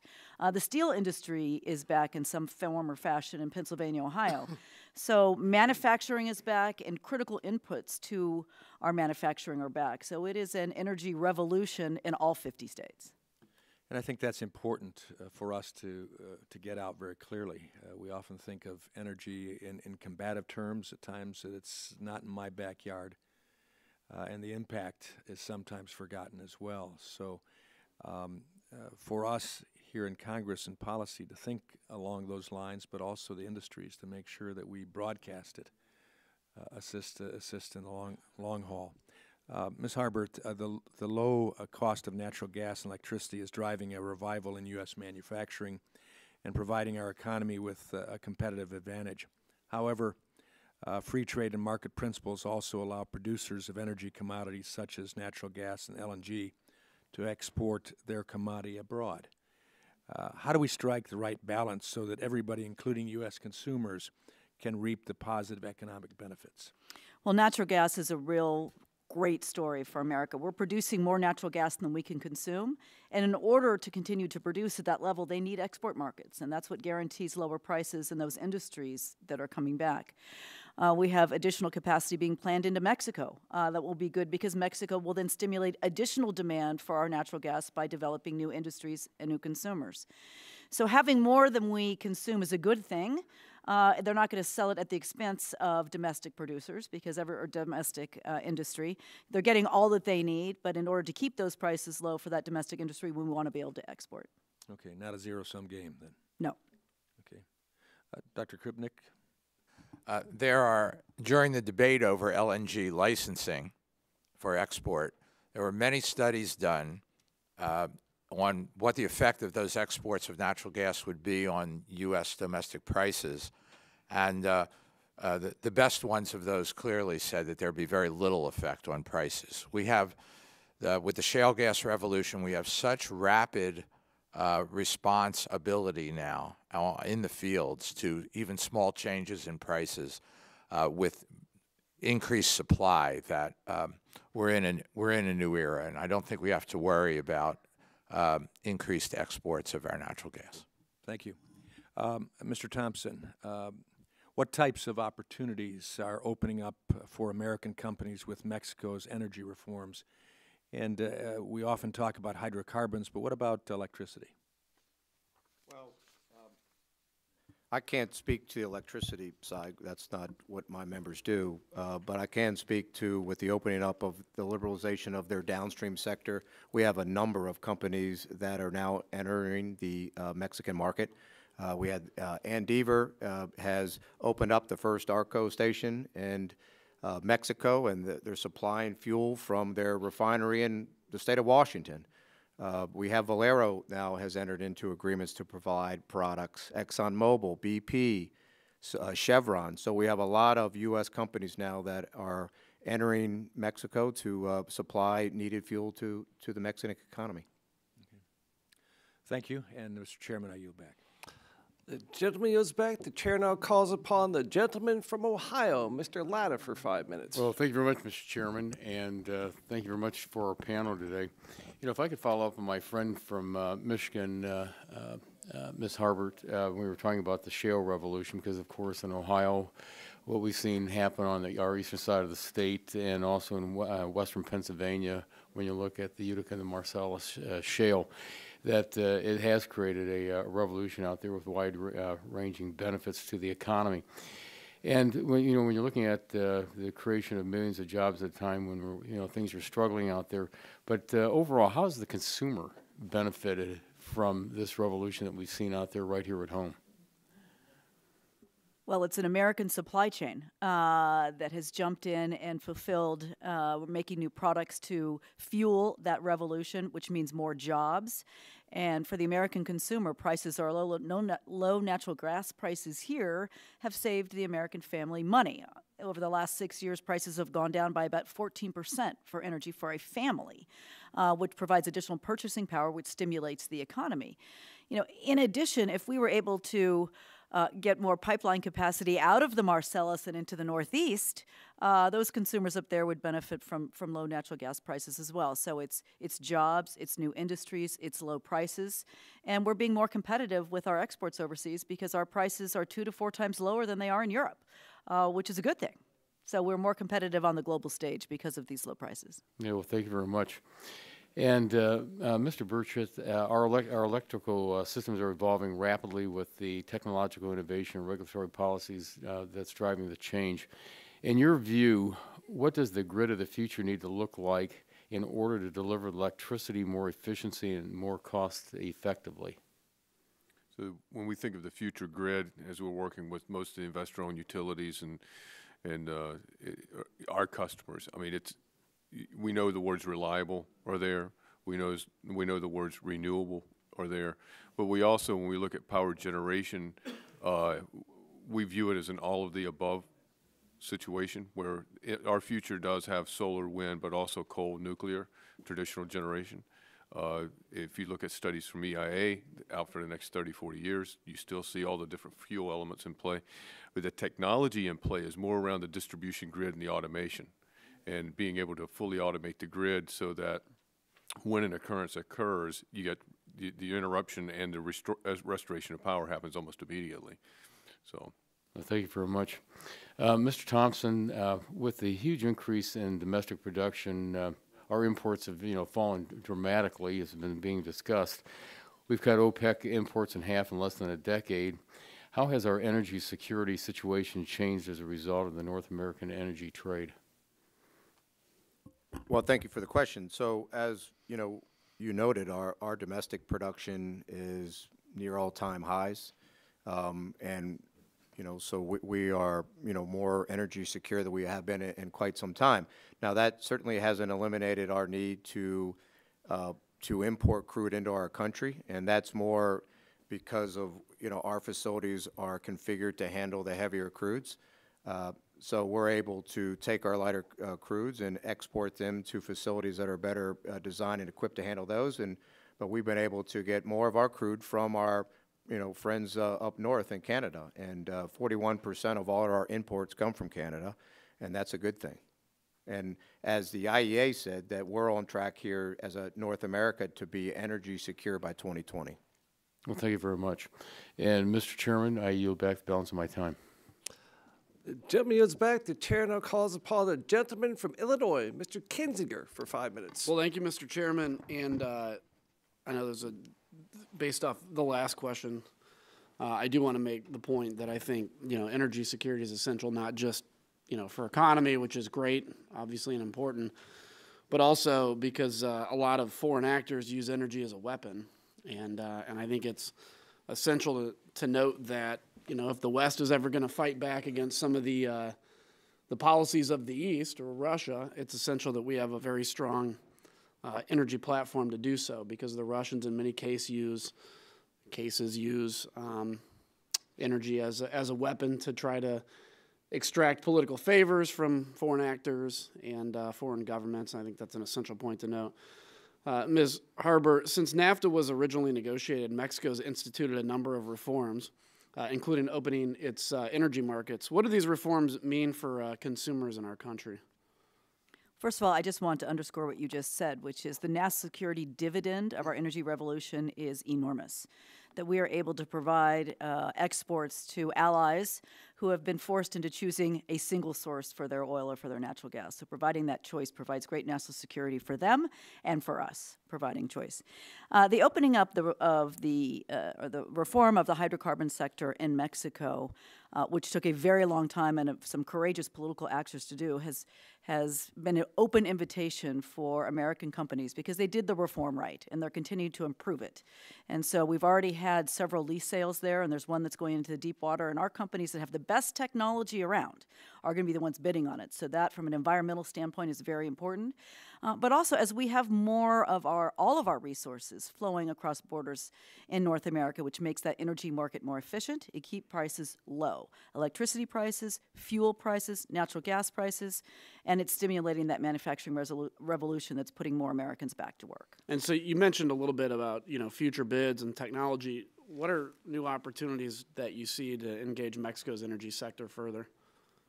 Well, they're sort of threefold at the moment, and all of them are ongoing and in rapid fire, which is cross-border electricity, which we've had that for a while, but now there's a lot more demand on the Mexico side, so more interconnected electricity. Natural gas, we have a lot of American companies that are building pipeline right now, right at the border, waiting to go across, and that will stimulate more demand for our products under NAFTA, because they will have a more bigger middle class that can purchase our products. And then there's offshore, which I think between the North Sea and the Gulf of Mexico, those are the most advanced companies ever. So we should take great comfort, and that is our companies that will be investing in the Gulf of Mexico and these tricky, deep shore. And what can we do to ensure that the renegotiations won't have adverse consequences on our energy industry? Well, one of the most critical things that we are looking at is the investor protections that have been provided for and need to be maintained. So the Mexican energy economy is reformed. That's bred investment. Investment likes some certainty. And so two things could upend that, which would be a withdrawal from NAFTA or something that jeopardizes a NAFTA that does not have the investor protections. And so we as the business community are united, and those investor protections need to be maintained in any type of modernized NAFTA. Okay. Mr. Burkett or Burchett, I'm not sure. In your testimony, you provide examples of how ABB's supply chain spans North America, including supporting a number of manufacturing sites in the U.S. As you say, the U.S., Canada, and Mexico do not simply trade with each other. We build things together and rely on each other's markets to support millions of jobs. How can we ensure that NAFTA renegotiations won't have adverse consequences on ABB and similar U.S. manufacturers that have robust trade cooperation through North America as a central part of their business?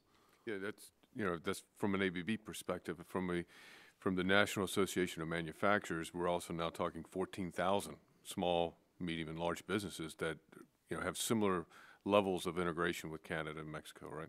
So quite simply, when we look at what needs to happen, for manufacturers, we're obviously do a lot of investment.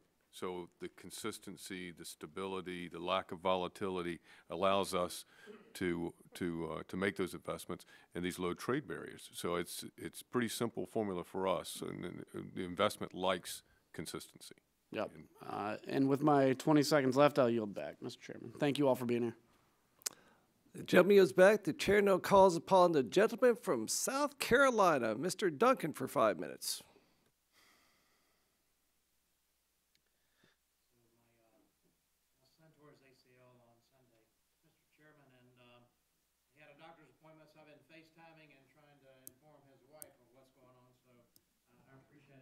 As you can see, I'm sitting down here. I've been in Congress for 7 years, but I'm the newest member on this committee. Before I came to the ENC, I chaired the Western Hemisphere Subcommittee. And I held numerous hearings on energy issues in the Western Hemisphere, specifically focusing on Canada and Mexico in a lot of those hearings. Yesterday, the House passed H.R. 357, reaffirming a strategic partnership with Canada. And when I think about the interconnectivity between Mexico and Canada, some of the testimony has been given today. Canadian oil coming to American refineries, producing petroleum products that are then exported from the U.S. back to Canada, Mexico, and really other parts of the world.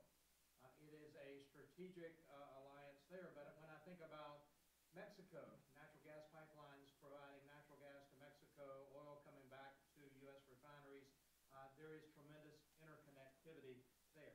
But it goes beyond North American strategic alliance. I used to talk about American energy independence, now I talk about North American energy independence, and I really broaden that to hemispheric energy independence. Because if you think about Canada and Mexico, and you think about the energy renaissance in this country, and our ability to export an abundant natural gas through LNG, then you think about the needs in this hemisphere. You think about the Caribbean nations that are reliant on Venezuela and the Venezuelan situation. That's opportunity for Americans, American businesses in the oil and gas industry. But there are other opportunities where American technology can be exported. When we think about energy exports, we just think about product. But we have fracking technology and other downhole technology that can be utilized offshore, say Guyana, which just discovered a tremendous oil field, 32 trillion cubic feet of natural gas, not counting the oil. I don't have that number right off the top of my head, but it's an abundant find. I think about pre-salt finds off the coast of Brazil. American technology, both onshore and offshore, can be exported within this hemisphere. So I want to ask Ms. Harbert, because you seem to have a lot of knowledge about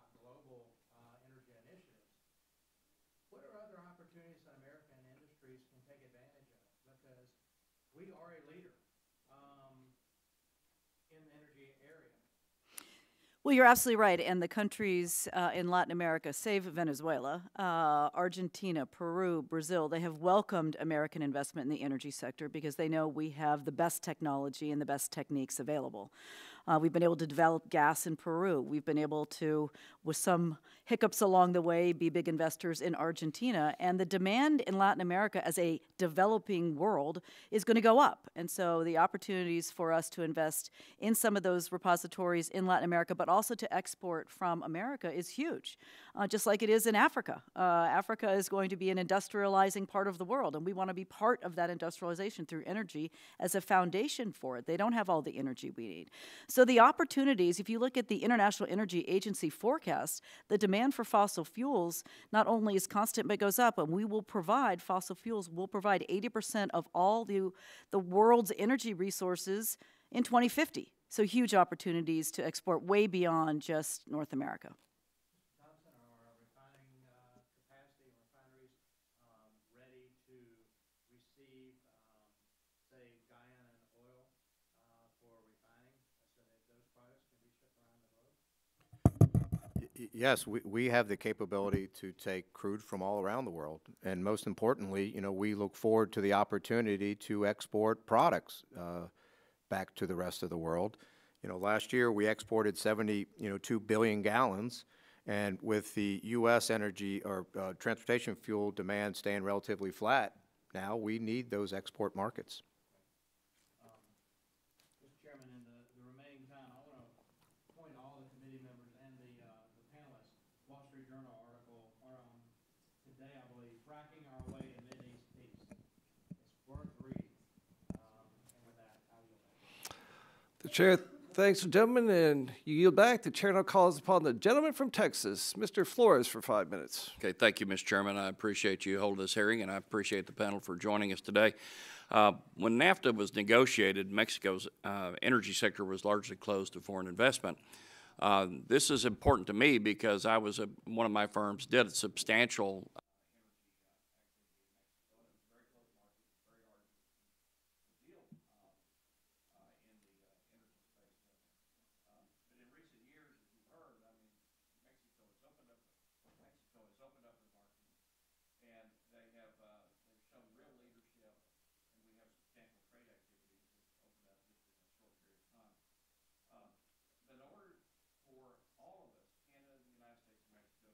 advantage of that market opening. U.S. companies need to have the certainty that their investments will be protected against government mistreatment.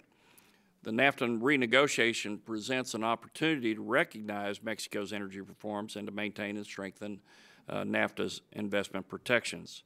And this is why it's important. Mexico is the #1 export destination for U.S. gas exports, making up 60% of Mexico's total gas supply. Most of that gas comes from my home state of Texas. Mexico is also the #1 export destination for U.S. petroleum products. Half the gasoline U.S. refiners exported this year went to Mexico. And energy and production activity offshore Mexico is just starting as well, creating new opportunities for U.S. businesses. Many of folks that are friends of mine that I used to do business with when I was in the energy business. It's my understanding that that the White House and the USTR are supportive of locking in these energy reforms, as is Mexico. Unfortunately, there are proposals in the NAFTA renegotiation that would undercut, if not eviscerate, important investment protections in NAFTA, typically via the well-recognized ISDS mechanism. So in light of the foregoing, here are my questions. Ms. Harbert, I believe that you touched on the importance of investment protection via the ISDS mechanism in your written testimony. Will you please comment on the USTR's proposal to scale back investment protection, particularly the consequences for the energy sector? Mr. Thompson, I'll ask you the same thing. Thank you for the opportunity. You're absolutely right. Anything from the U.S. side that would seek to upend the certainty that is necessary to continue the investments brought about by the reform are certainly unwelcome. And I think they would have the following repercussions. Number one, it would jeopardize that American investment, and that's what we're actually trying to protect. We would also jeopardize North American energy security. Without having that free cross-border trade, we wouldn't have the benefit of both the import and export of energy from both of our trading partners, which would be a big setback to energy security. We would also jeopardize North America becoming the center of gravity of the world's energy market. And that, we talked about OPEC here. I mean, we're going to just throw that away and let them become dominant again. That would be a huge national security issue for us. And last but not least, let's not lose the fact that this would raise costs on the consumer. Because if we are forced to only consume our domestic resources from North America and our producers don't have export, they're going to start producing less. Right. And that really is a lose-lose for the American economy. So serious consequences. Those investor protections are fundamental, and they are present in all other trade agreements. I don't know why we want to make something new here. I agree. I agree. Mr. Thompson. Yeah, so I echo everything Ms. Halbert said. We have members that are investing at the moment hundreds of millions of dollars to enter the Mexican downstream market.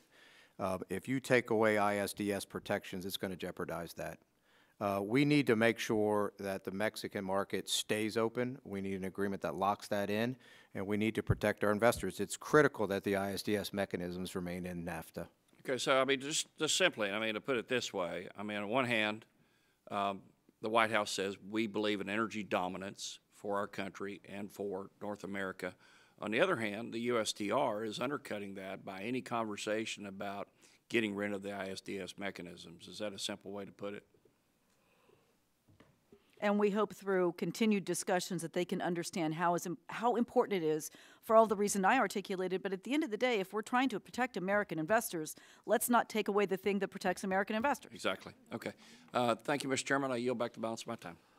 Gentleman is back. The chair now calls upon the gentleman from the Commonwealth of Virginia, Mr. Griffith, for 5 minutes. Thank you very much, Mr. Chairman. Let me apologize to you and for the committee. I usually like to come and listen to everything, and today, because I've been in another committee hearing, I have been unable to do so.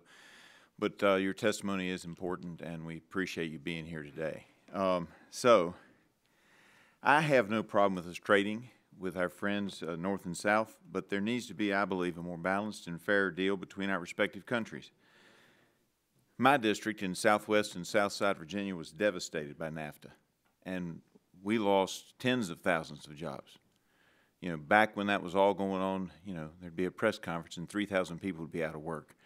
We didn't get those jobs back. We also have a heavy, that was textiles predominantly. We also have a heavy dose of coal in my district. And, you know, it shows me part of the problem we have with NAFTA.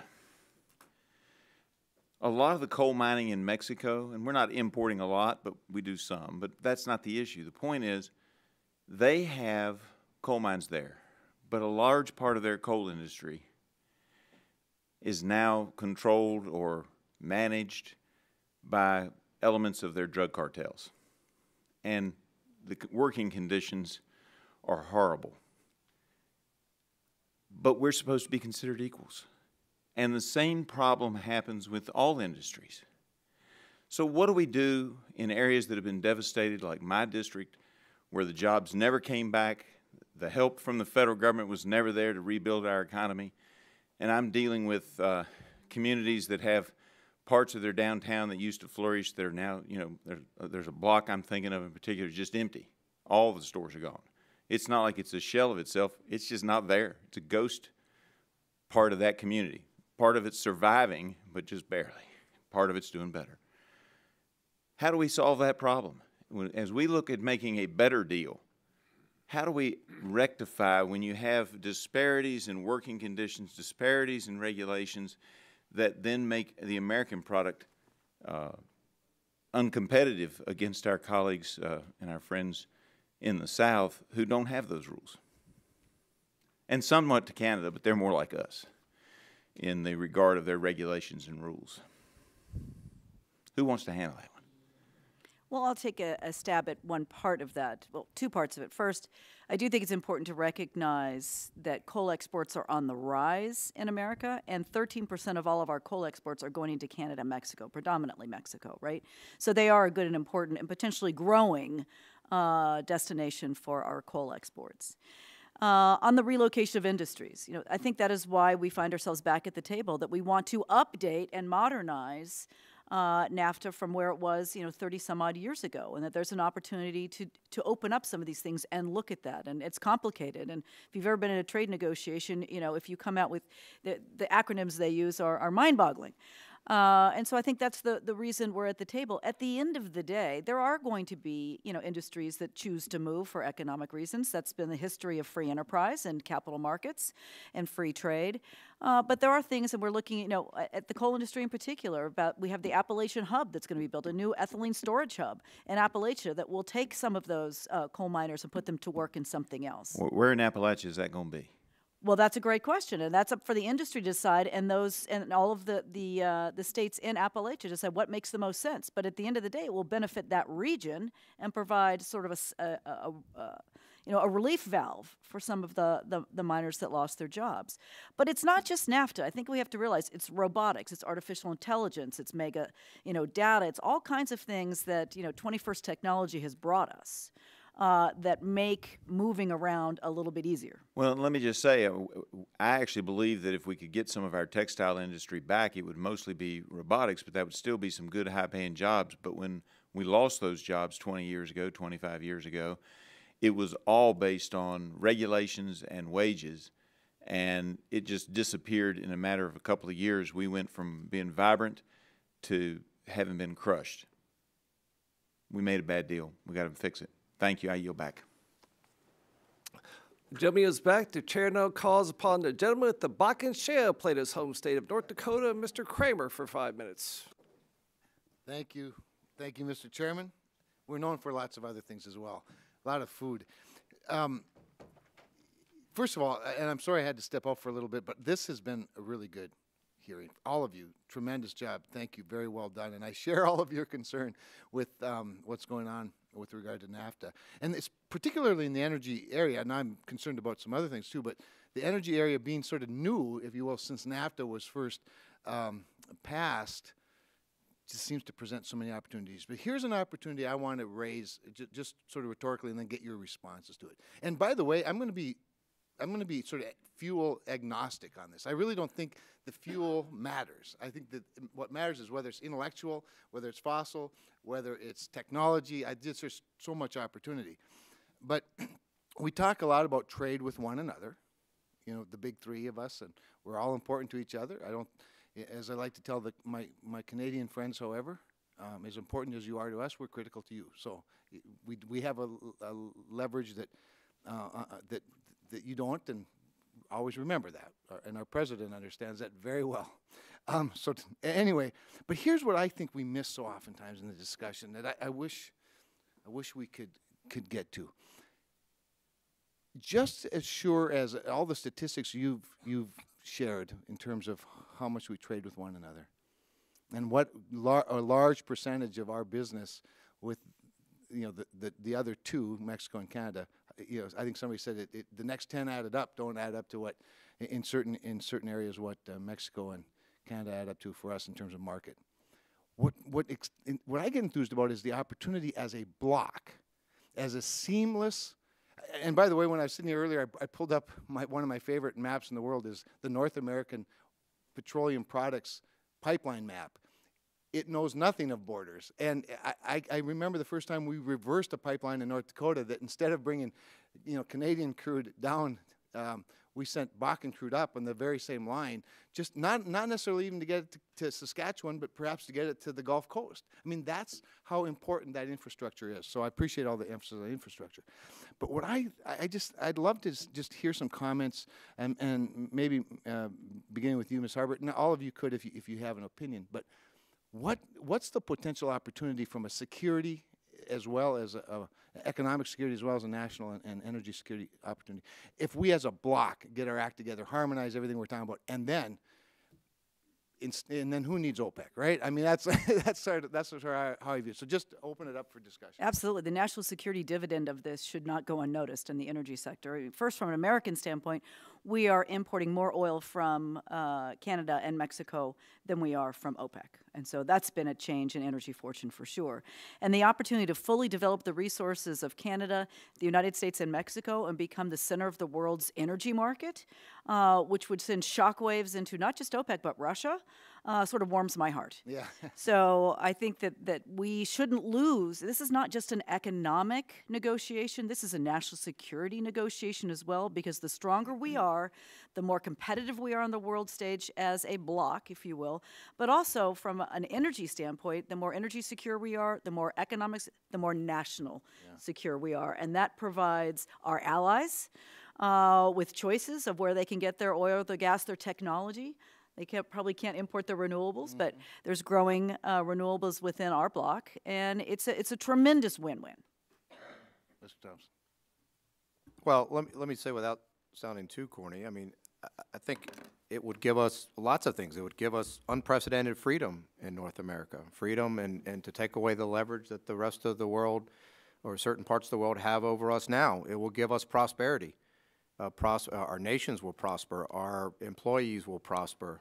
Our consumers will prosper. We'll continue to benefit from low oil prices and low gasoline prices and good high-paying jobs. And we can become an energy-dominant region. I think the possibilities are endless. We should all be, trying to get there. Doctor? In our report to the Department of Energy on these issues, we call very strongly for thinking about ways of moving towards this block concept that you're talking about, and we talk about that as well.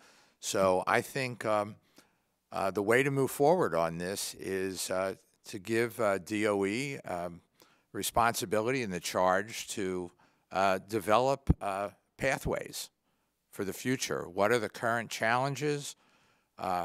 How deep do you have to go in environmental policy and tax policy to make all this a reality?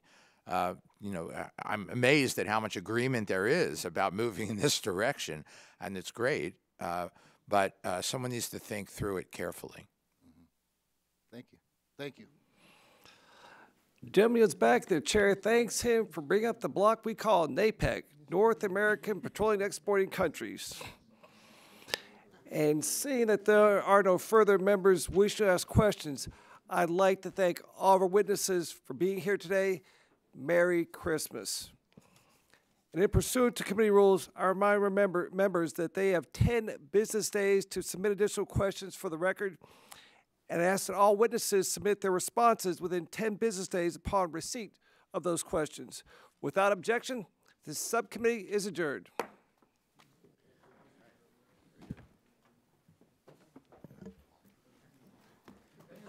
Thank you. You got back right in the nick of time. All right.